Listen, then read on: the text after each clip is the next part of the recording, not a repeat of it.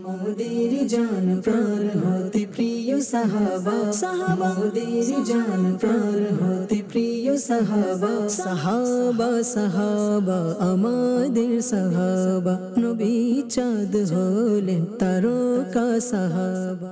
আলহামদুলিল্লাহি রাব্বিল আলামিন ওয়াসসালাতু ওয়াসসালামু আলা সাইয়্যিদিল আমবিয়া ওয়াল মুরসালিন আম্মা বা'দ ফাআউযু বিল্লাহি মিনাশ শাইতানির রাজীম বিসমিল্লাহির রহমানির রহিম আসসালাতু ওয়াসসালামু আলাইকা ইয়া রাসূলুল্লাহ ওয়া আলা আলিকা ওয়া আসহাবিকা ইয়া হাবিবাল্লাহ আসসালাতু ওয়াসসালামু আলাইকা ইয়া নবিয়াল্লাহ ওয়া আলা আলিকা ওয়া আসহাবিকা ইয়া নূরাল্লাহ। মাদানী চ্যানেলের দর্শকবৃন্দ, দেখছেন অনুষ্ঠান ফয়জানে সাহাবা ও আহলে বাইত। যে যেখান থেকে আমাদের সাথে শরীক ও শামিল হয়েছেন, আপনাদের সবাইকে জানাচ্ছি আমাদের এই অনুষ্ঠানের পক্ষ থেকে অসংখ্য শুভেচ্ছা এবং অভিনন্দন।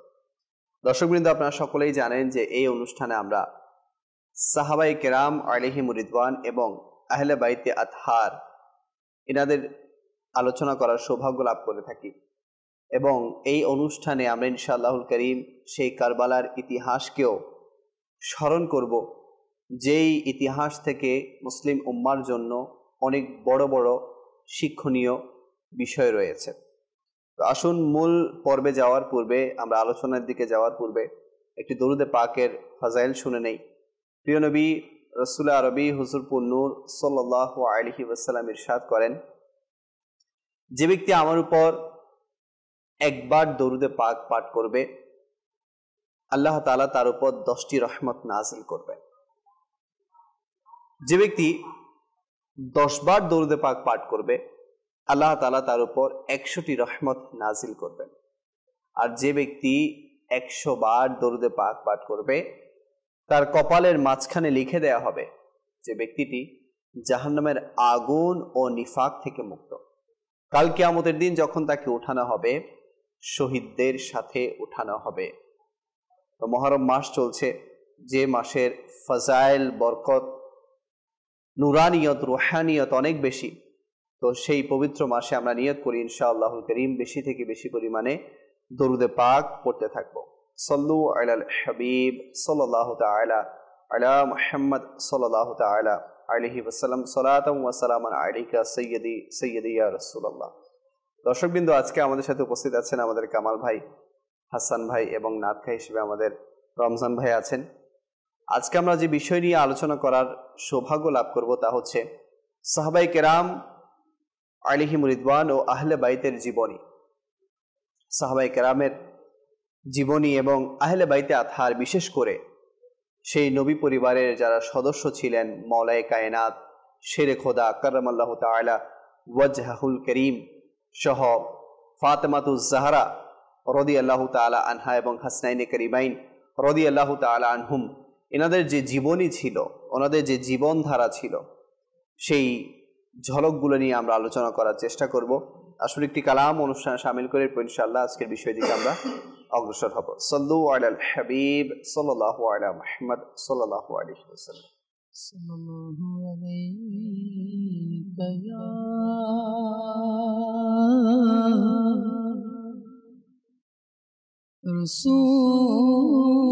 রাসূলুল্লাহ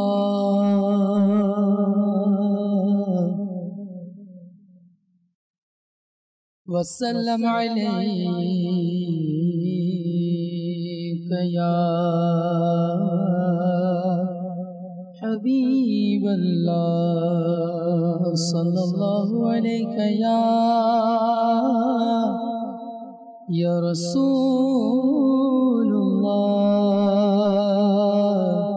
ওয়া সাল্লাম আলাইকা ইয়া হাবিবাল্লাহ।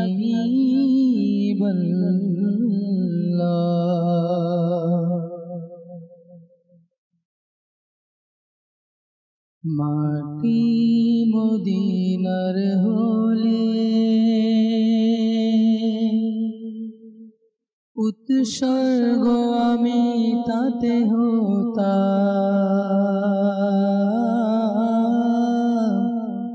মাটি মদিনার হলে উৎসর্গ আমি তাতে হতাম। মাটি মদিনার হলে উৎসর্গ আমি তাতে হতাম মাটি মদিনার হলে উৎসর্গ আমি তাতে হতাম পথ প্রিয় মদিনার হলে তার ধুলি কণা আমি হতাম মাটি মদিনার হলে উৎসর্গ আমি তাতে হতাম হতো যদি হায় মন দারে ডেকেছেন হযরত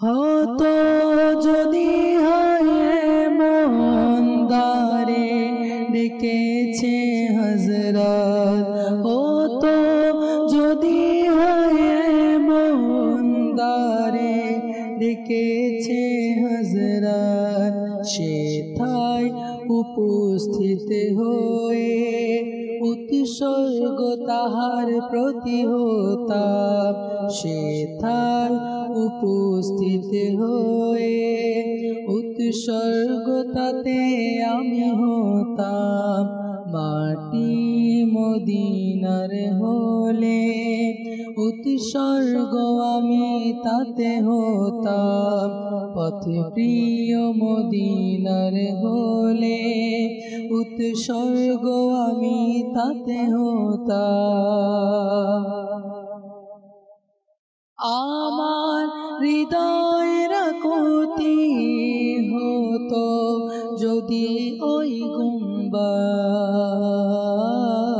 গুম্বাদ আমার হৃদয়ের কতি হতো যদি ওই গুম্বাদ আমার হৃদয়ের কতি হতো যদি ওই গুম্বাদ ধুলি কণা হয়ে আমি উৎসর্গ তাতে আমি হতাম ধুলি কণা হয়ে আমি উৎসর্গ তাতে আমি হতাম মাটি মদিনার হলে উৎসর্গ আমি তাতে হতাম পথ প্রিয় মদিনা হলে ধুলি কণায় আমি হতাম জীবনে হবে কি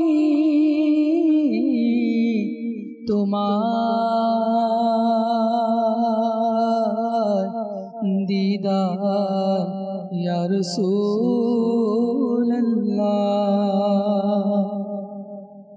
এ আশা রয়েছি আমরা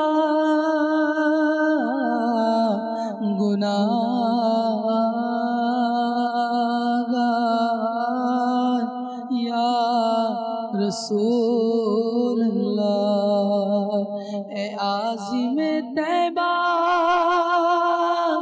আমি যেতে চাই প্রিয়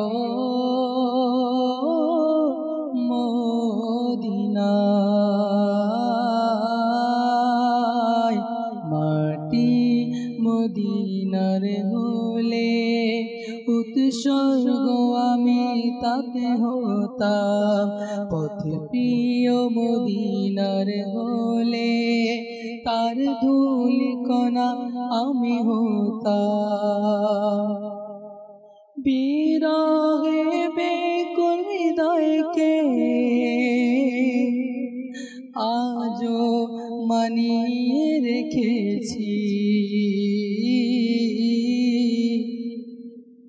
বিরহ বেকুল হৃদয়কে আজও মানিয়ে রেখেছি বিরহ বেকুল হৃদয়কে আজও মানিয়ে রেখেছি তা না হলে আমার মনকে কিভাবে আমি বুঝাতাম, তা না হলে আমার মনকে কিভাবে আমি বুঝাতাম। মাটি মদিনার হলে উৎসর্গ আমি তাতে হতাম। সালেক তুমি হলে নবীর, তিনিও হলেন তোমার। বেকুল আমার হৃদয়কে সান্ত্বনা কিভাবে দিতাম। মাটি মদিনা হলে উৎসর্গ আমি তাতে হতাম। মাশাআল্লাহ, মাশাআল্লাহ, মাশাআল্লাহ। দর্শকবৃন্দ, দেখছেন অনুষ্ঠান ফয়জানে সাহাবা ও আহলে বাইত। আজকে আমরা বিষয় নিয়েছি বিশেষ করে সাহাবায়ে কেরাম ও আহলে বাইতের জীবনী। আহলে বাইত আমরা সকলেই জানি যে নবী পরিবারের যারা সদস্য, বিশেষ করে নবী পাক সাল্লাল্লাহু আলাইহি ওয়াসাল্লাম, মাওলা আলী কায়নাত কাররামাল্লাহু তাআলা ওয়াজহুল করিম, মা ফাতেমাতুজ জাহরা রাদিয়াল্লাহু তাআলা আনহা এবং হাসনাইনে কারিমাইন। তো আমরা হাসনাইনে কারিমাইন সম্পর্কে তো প্রায়ই আলোচনা শুনি, ওনাদের জীবনী শুনি এবং এই অনুষ্ঠানের মধ্যে প্রায়ই আলোচনাও করা হবে। তো আজকে যেদিকে আমরা একটু বেশি দৃষ্টিপাত দিব সেটা হচ্ছে মওলাই কায়নাত শেরে খোদা কাররামাল্লাহু তাআলা ওয়াজহুল করিম এবং সেই সাথে মা ফাতেমাতুজ জাহরা রাদিয়াল্লাহু তাআলা আনহা। আমরা সকলেই জানি যে মওলাই কায়নাত রাদিয়াল্লাহু তাআলা আনহু, এনাকে নবী পাক সাল্লাল্লাহু আলাইহি ওয়াসাল্লাম এমন মহব্বত করতেন যে নিজের শাহজাদিকে পর্যন্ত শাদী করিয়ে দিয়েছেন। তো ইনশাআল্লাহুল করিম আরো ওনার বিশেষত্ব, বৈশিষ্ট্য, জীবনী ইনশাআল্লাহ আমরা শুনবো।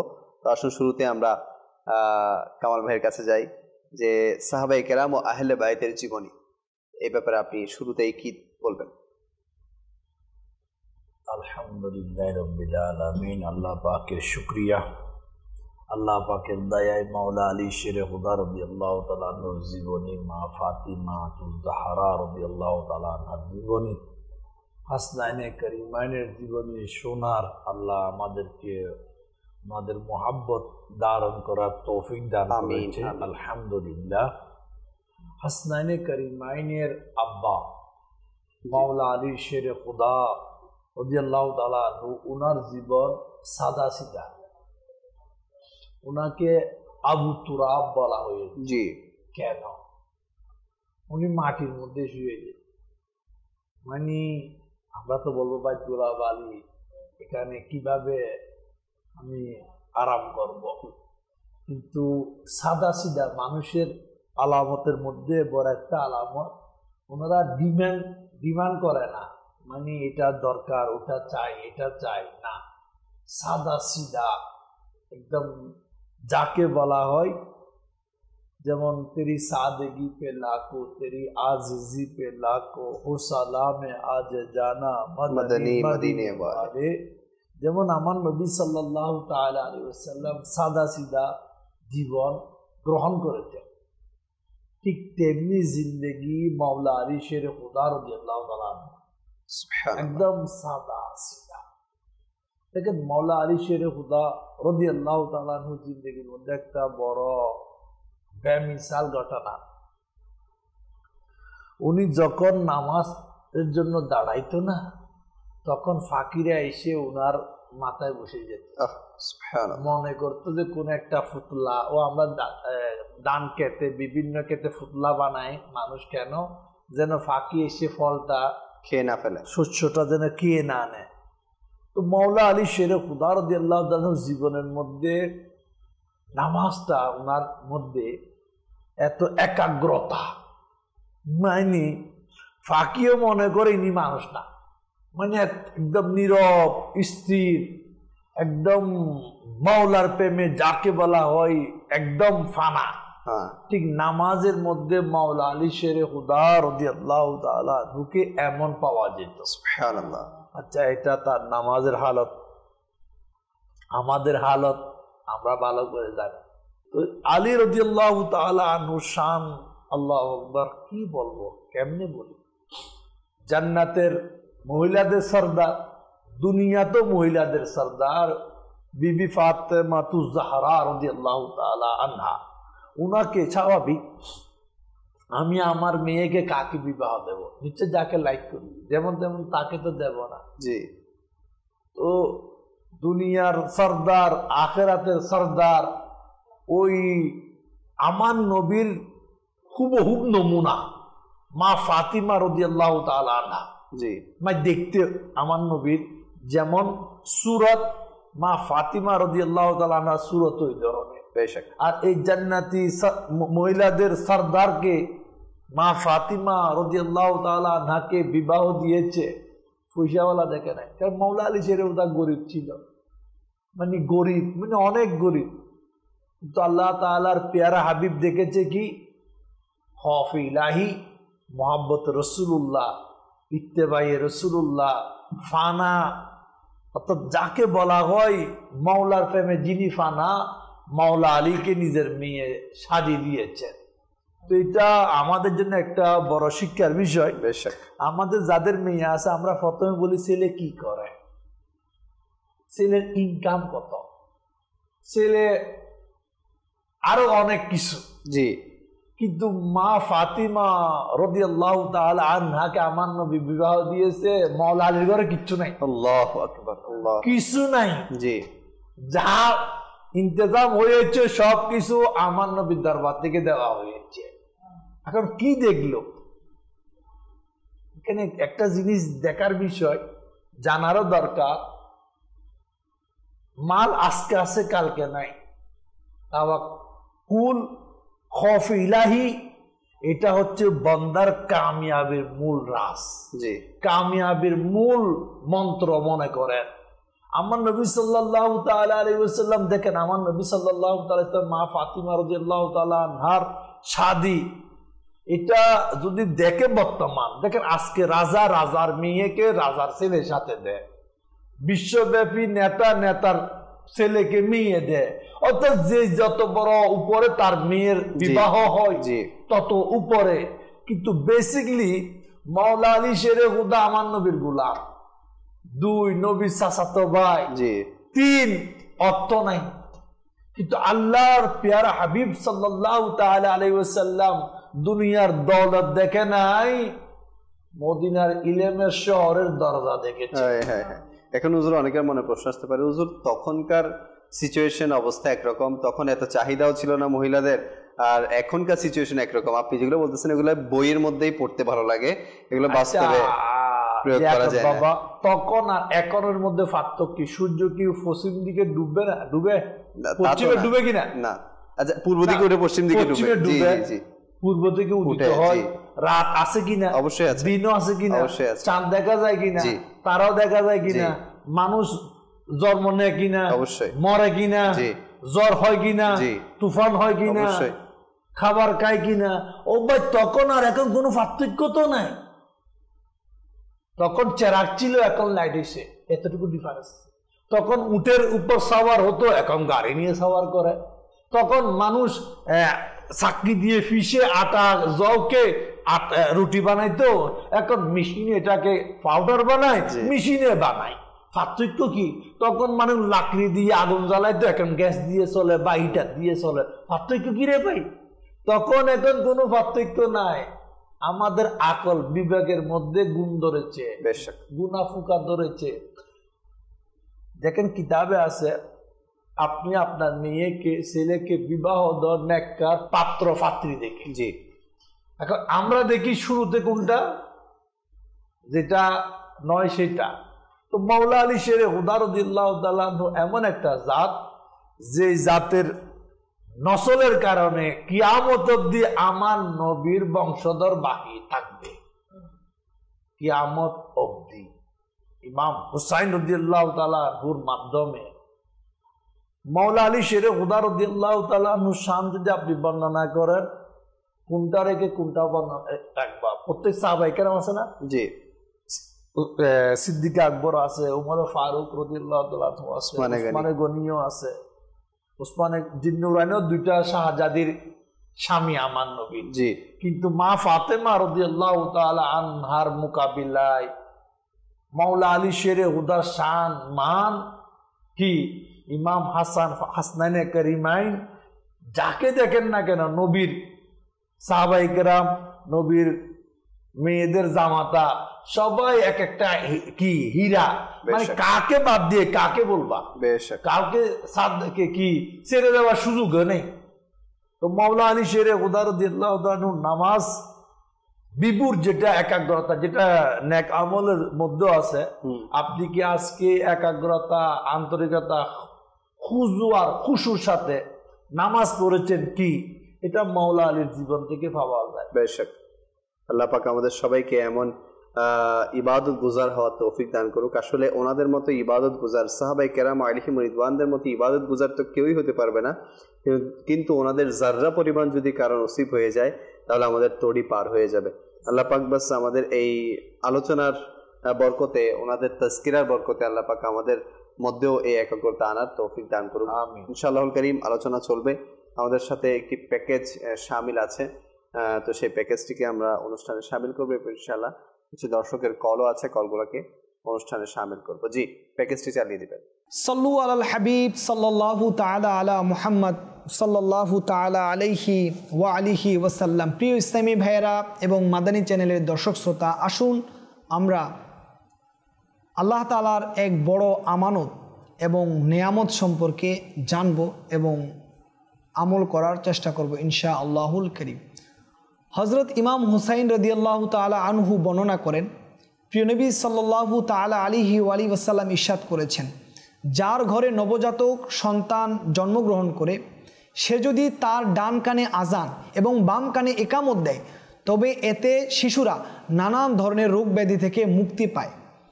একটি অন্য হাদিসের শেষ অংশে এভাবে এসেছে যে কিয়ামতের দিন হিসাব নিকাশের সময় এগুলো উপকারে আসবে। সন্তান আল্লাহ তাআলার অপার দান এবং মহান নেয়ামত। যারা এই দান এবং আমানতের মূল্য বুঝেছেন তারা নবজাতক অতিথির জন্য পূর্ব থেকেই প্রস্তুতি গ্রহণ করে থাকেন এবং তাকে উত্তম উত্তরসূরি হিসেবে গড়ে তুলতে চেষ্টা করে থাকেন। যেভাবে প্রত্যেক আমানতের বিষয়ে মানুষকে জিজ্ঞাসা করা হবে, ঠিক তেমনইভাবে হাসরের দিন নিজ সন্তান সম্পর্কে সকলকে প্রশ্ন করা হবে। সুতরাং আমরা যদি চাই আমাদের সন্তান আমাদের চোখে শীতলতা হোক এবং আমাদের প্রকৃত উত্তরসূরি হোক, তবে ইসলামী নিয়মে তাদের প্রশিক্ষণের ব্যবস্থা করতে হবে। ইসলাম জীবনের প্রতিটি অধ্যায়ে আমাদেরকে দিক নির্দেশনা প্রদান করেছেন। আমাদের অলসতার কারণে আমরা এবং আমাদের সন্তানরা নানা ধরনের শারীরিক ও মানসিক রোগে আক্রান্ত হই। যদি আমরা কোরআন ও সুন্নাহর আলোকে জীবন গড়ে তুলি, তবে নিশ্চয়ই এক সুখময় জীবন আমরা অবশ্যই উপভোগ করতে পারব। আল্লাহ তাআলা আমাদেরকে কোরআন এবং সুন্নাহ মোতাবেক জীবন অতিবাহিত করার তৌফিক দান করুক এবং আমরা আমাদের সন্তানদেরকেও সুশিক্ষায় শিক্ষিত করে কোরআনের পথে এবং হাদিসের পথে তাদেরকে পরিচালনা করার চেষ্টা করব। আল্লাহ আমাদের সকলকে আমল করার তৌফিক দান করুক। আমিন আমিন বিজাহিন নবিল আমিন। সল্লু আলাল হাবিব সাল্লাল্লাহু তাআলা আলা মুহাম্মদ সাল্লাল্লাহু তাআলা আলাইহি ওয়া আলিহি ওয়াসাল্লাম। মাশাআল্লাহ। দর্শকবৃন্দ, আপনাদের কিছু কল আমাদের অনুষ্ঠানে শামিল হচ্ছে। আসুন সেই কলগুলো আমরা শুনে আসি। সাল্লু আলাল হাবিব সাল্লাল্লাহু আলাইহি ওয়াসাল্লাম। জি, আমি একটি থেকে বলছিলাম, আমার নাম শামসুদ্দোহা। এই অনুষ্ঠানটি অনেক সুন্দর, এই অনুষ্ঠান থেকে অনেক কিছু শেখা যায়। এই অনুষ্ঠান থেকে আমি হযরতে ইমাম আলী মাকাম সম্পর্কে মাদানী ফুল শুনতে চাই। মাশাআল্লাহ। ইমামে আলী মাকাম, ইমাম হুসাইন রাদিয়াল্লাহু তাআলা আনহুর ব্যাপারে জানতে চাচ্ছেন। তো এই পুরো অনুষ্ঠান ঘিরে আমরা ওনাকে নিয়ে আলোচনা হবে, ওনার পরিবার নিয়ে আলোচনা হবে। তো আপনি আমাদের সাথেই থাকুন। আমাদের এই পুরো ট্রান্সমিশন যদি আপনি শুরু থেকে শেষ পর্যন্ত দেখতে থাকেন, ইনশাআল্লাহ অনেকগুলো মাদানী ফুল আপনি অর্জন করতে পারবেন। জি, নেক্সট কল। নারায়ণগঞ্জ সোনারগাঁ, মোহাম্মদ মোহাম্মদ মানিক মিয়া। এই মাদানী চ্যানেলের অনুষ্ঠান আমার জন্য আবার আলে ভাই দেখছি। অনুষ্ঠানে আমার অনুরোধ, আমি একটি কালাম শুনতে চাই, কারবালার শহীদদের কালাম। আচ্ছা, কারবালার একটি কালাম আপনি শুনতে চাচ্ছেন, ইনশাআল্লাহ আমরা অনুষ্ঠানে শামিল করব। Next call. দীপনকাজি বলছিলাম। পন্ডিতজি, আমি আপনাদের মাদানী চ্যানেল দেখতেছিলাম, হুজুর আলোচনা করতেছেন, ওনারা আলোচনা দেখতেছি। মাশাআল্লাহ মাশাআল্লাহ। জি, নেক্সট কল। ফরিদপুর রাজবাড়ী বিভাগ। মাদ্রাসার অনুষ্ঠান প্রয়োজনে সাহাবা ও আহলে বাইত, এই অনুষ্ঠান দেখছি। এই অনুষ্ঠান থেকে অনেক কিছু শিখা যায়, আহলে বাইত সম্পর্কে অনেক কিছু শিখা যায় এবং জানা যায়। এই অনুষ্ঠানে আমার অনুরোধ, হুজুর থেকে আমি জানতে চাচ্ছি যে আহলে বাইত কি এবং আহলে বাইত আমি কিভাবে মানবো, আহলে বাইতকে আমি কিভাবে অনুসরণ করব। আচ্ছা, আহলে বাইত কে, আহলে বাইত কারা, আহলে বাইতকে কিভাবে মানবেন, কিভাবে অনুসরণ করবেন, ইনশাআল্লাহ কামাল ভাই থেকে আমরা শুনবো পর্যায়ক্রমে। আপনি আমাদের সাথেই থাকবেন। Next call. আমার নাম মেহেদি হাসান ওয়ালিদ, আমি পঞ্চগড় সমাজপাড়া থেকে আওয়াজ করছিলাম। জি, আমি একটি মানসাবাদ শুনতে চাই। মানসাবাদটি হলো নবী সকল সাহাবী জান্নাতে জান্নাতি। শুনিয়া দিলে খুব খুশি হব। মাশাআল্লাহ মাশাআল্লাহ, খুব সুন্দর একটি কথা বলেছেন, নবীর সকল সাহাবী জান্নাতি জান্নাতি।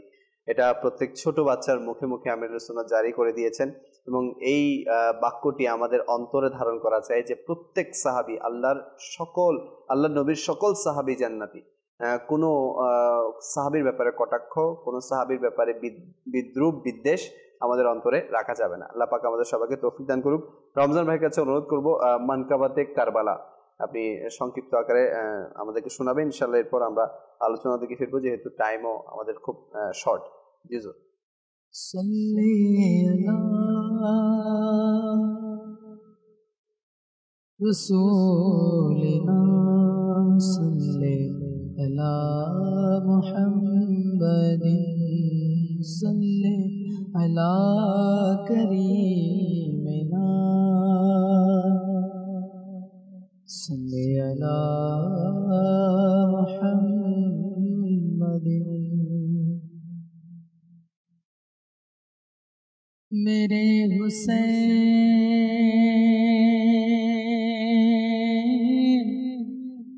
पर सलाम,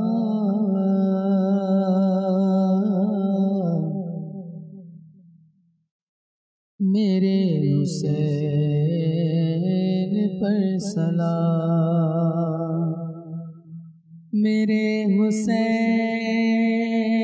पर सलाम, मेरे हुसैन पर सलाम, मेरे हुसैन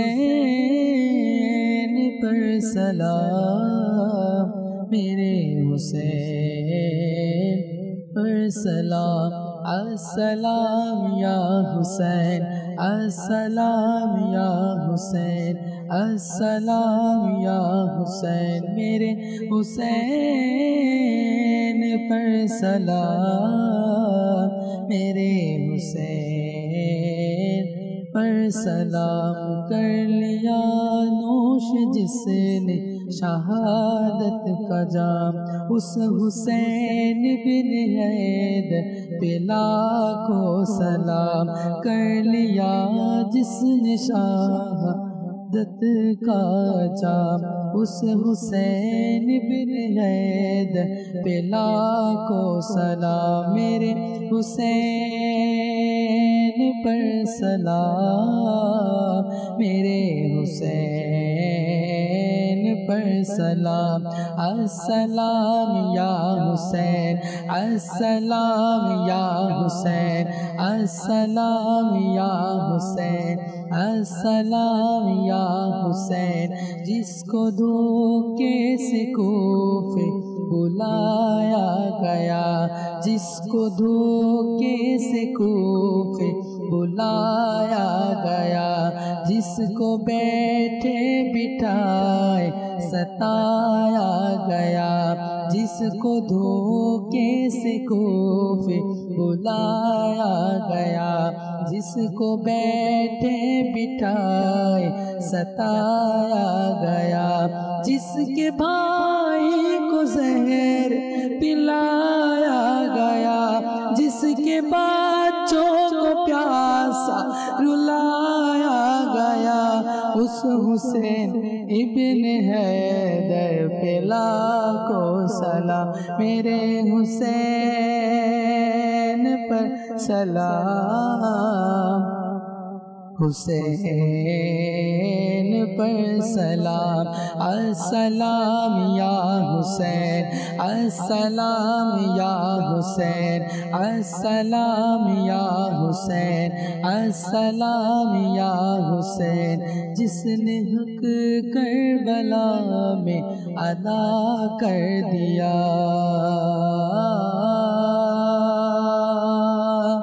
जिसने हक करबला में अदा कर दिया अपने नाना का वादा वफा कर दिया जिसने हक करबला में अदा कर दिया अपने नाना का वादा वफा कर दिया जिसको तीरों से चलने कराया गया जिसको तीरों से चलने कराया गया जिसके गर्दन पे खंजर चलाया गया उस हुसैन इब्ने हैदर पे नाम या हुसैन। माशाআল্লাহ মাশাআল্লাহ। দর্শকবৃন্দ দেখছেন অনুষ্ঠান ফয়জানে সাহাবা ও আহলে বাইত। আমরা আলোচনা করছি আহলে বাইতের জীবনী নিয়ে। হাসান ভাইয়ের কাছে যাব। ইউজুর, আহলে বাইতের জীবন। আলহামদুলিল্লাহি রাব্বিল আলামিন ওয়াসসালাতু ওয়াসসালামু আলা সাইয়্যিদিল মুরসালিন আম্মা বাদ ফাউযু বিল্লাহি মিনাশ শাইতানির রাজিম বিসমিল্লাহির রহমানির রহিম। আজকে যেটা বিষয় সাহাবা এবং আহলে বাইতের জীবন, জি, এটা যদি বিস্তারিতভাবে আলোচনা করতে যাই যে এদের জীবনীগুলো কেন এত আলোচনা করা হয়, স্পেশালি যখন মুহররম মাস আসে দেখা যায় প্রায় সব জায়গায় বিভিন্ন মিলাদ মেহফিলের ইন্তজাম করে থাকে, বারবার ইনাদের স্মৃতিচারণ করা হয়, ইনাদের জীবনীগুলো আলোকপাত করা হয়।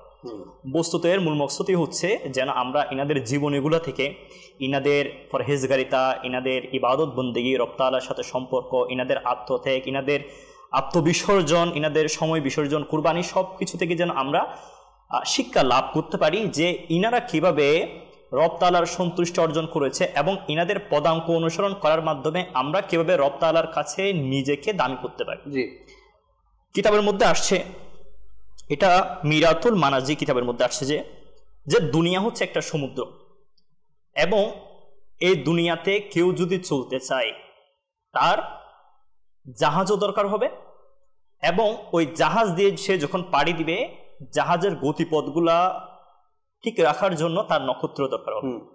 এবং এখানে নক্ষত্রের জায়গার মধ্যে সাহাবাই কিরাম আলাইহিমুর রিদওয়ানগণকে বোঝানো হয়েছে। রাসূল পাক সাল্লাল্লাহু আলাইহি ওয়াসাল্লামের আলিশান ফরমান হচ্ছে যে আমার যারা সাহাবাগণ রয়েছেন ইনারা হচ্ছে নক্ষত্রের মতো, তোমরা যদি এখান থেকে কেউ একজনকেও অনুসরণ করো তোমরা সঠিক দিশা এটা পেয়ে যাবে। এবং এখানে আপনার যে আরোহণ জাহাজ, এটার সাথে তুলনা করে হয়েছে আহলে বাইতদেরকে। আপনার সমুদ্রে যদি চলতে চান আহলে বাইতেরও দরকার পড়বে, না হলে আপনি সমুদ্রে সার্ভাইভ করতে পারবেন। এবং এই দুইটাকে যখন আপনি একত্রিত করবেন সাহাবা এবং আহলে বাইত, তখন এই সমষ্টি, এই যে সংখ্যা, এটা কিন্তু খুবই একটা অল্পে চলে আসবে। না হলে সাহাবাদের সংখ্যাও অনেক, আহলে বাইতের সংখ্যাও কিন্তু অনেক। আহলে বাইতের সংখ্যা তো এখনো জারি আছে, সমস্ত সৈয়দ জাদাগণ তো আহলে বাইতের মধ্যে রয়েছে, কিন্তু দুইটাকে যখন আপনি এক জায়গায় করবেন, সমষ্টি যখন করবেন, তখন এই সংখ্যাটা অল্প হয়ে যাবে। কেন অল্প হয়ে যাবে? কেননা যারা আপনার আহলে বাইতের মধ্যে যাদেরকে প্রথমে আপনার হিসাব করা হয়, যেমন রাসূল পাক সাল্লাল্লাহু আলাইহি ওয়াসাল্লামের সম্মানিত স্ত্রীগণ, আমাদের সম্মানিত আম্মা জানগণ রয়েছেন, হযরত মাওলা আলী মুশকিল কুশা রয়েছেন, হযরত মা ফাতিমাতুজ জাহরা রয়েছেন এবং হাসনাইনে কারিমাইন রয়েছেন। ইনারা কিন্তু একদিকে সাহাবী সাহাবিয়া, আবার অন্যদিকে আহলে বাইত, তাহলে ইনারা দুইটাই পেয়েছেন। এবং আমাদের আজকের যেটা বিষয়বস্তু সাহাবা এবং আহলে বাইতের জীবনী, আমরা ওই দুইটা টপিকসকে যদি এক জায়গায় আনতে চাই তাহলে এই অল্প পরিসর নিয়ে অল্প একটা যে সংখ্যা, এটা নিয়ে কথাবার্তা বললেই কিন্তু পুরা ডিটেলসটা কিন্তু এখানে চলে আসে। আচ্ছা, ইনাদেরকে কেন মানা লাগবে এবং কেন ইনাদের কথা এত জোরভাবে বলা হয়? কিতাবের মধ্যে আসছে যে আল্লাহ পাককে ভালোবাসো, কেননা তিনি তোমাকে তার নিয়ামত দ্বারা রিজিক প্রদান করেন। আল্লাহ পাককে ভালোবাসো, ইনি তোমাকে তার নিয়ামত দ্বারা রিজিক প্রদান করেন। আর আল্লাহ পাকের ভালোবাসা অর্জন করার জন্য আমাকে ভালোবাসো। এটা রাসূল পাক বলছে যে তোমরা যদি আল্লাহ পাকের ভালোবাসা অর্জন করতে চাও তাহলে আমাকে ভালোবাসো, এবং আমার ভালোবাসা পাওয়ার জন্য আমার আহলে বাইতকে ভালোবাসো। জি, রাসূল পাকের ভালোবাসা যদি পেতে চাই আহলে বাইতকে ভালোবাসতেই হবে।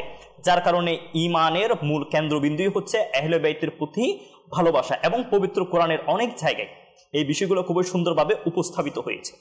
আবার অন্যদিকে সাহাবাই কিরামগণের ব্যাপারেও কিন্তু খুবই সুন্দর আলোকপাত করা হয়েছে। ইনাদেরকে জান্নাতের বিভিন্ন আপনার নাস নিয়ামতের কথা, ইনাদের পুরস্কারের কথাও কিন্তু কিতাবের মধ্যে আসছে, স্বয়ং কুরআনুল কারীমের মধ্যে আসছে। যেমন বলা হচ্ছে আল্লাহ তাদের প্রতি সন্তুষ্ট, কাদের প্রতি? সাহাবাই কিরামগণের প্রতি। আচ্ছা, সাহাবাই কিরামগণ বলতে এখানে কিন্তু একজনকে বোঝানো হয় নাই, দুইজনকে বোঝানো হয় নাই, এখানে একের অধিক সংখ্যক। যেমন এখানে স্পষ্টভাবে বলছে আল্লাহ তাদের প্রতি সন্তুষ্ট, তাদের বলতে একের অধিক বহুবচন বুঝাইছে। তাহলে এই জায়গার মধ্যে আপনি শুধুমাত্র একজনকে কেন্দ্রীভূত করে কোনো কাজ কারবার করার সুযোগ নাই।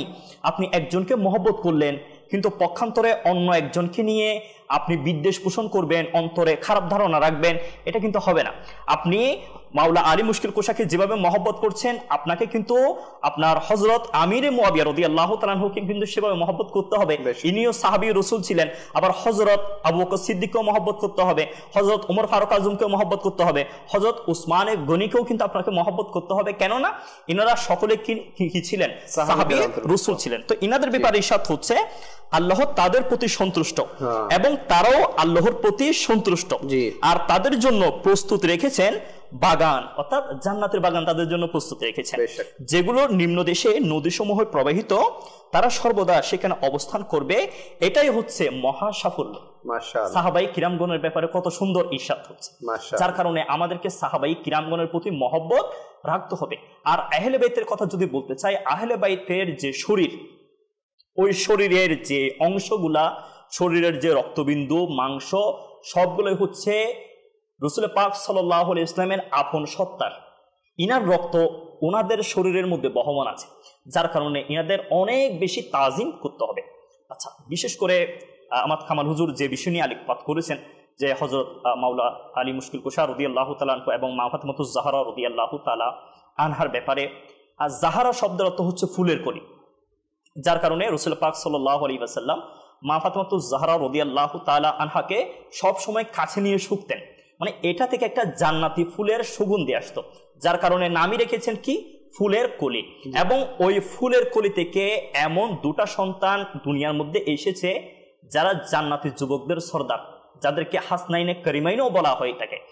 ইনারা সার্বিক দিক যদি আপনি বিবেচনা করেন, ইনাদের আমল, ইনাদের পরহেজগারিতা, ইনাদের ত্যাগ, ইনাদের বিসর্জন, এগুলা ইসলামের অবস্থানকে সুদৃঢ় করার জন্য অনেক বেশি গুরুত্ব রেখেছেন।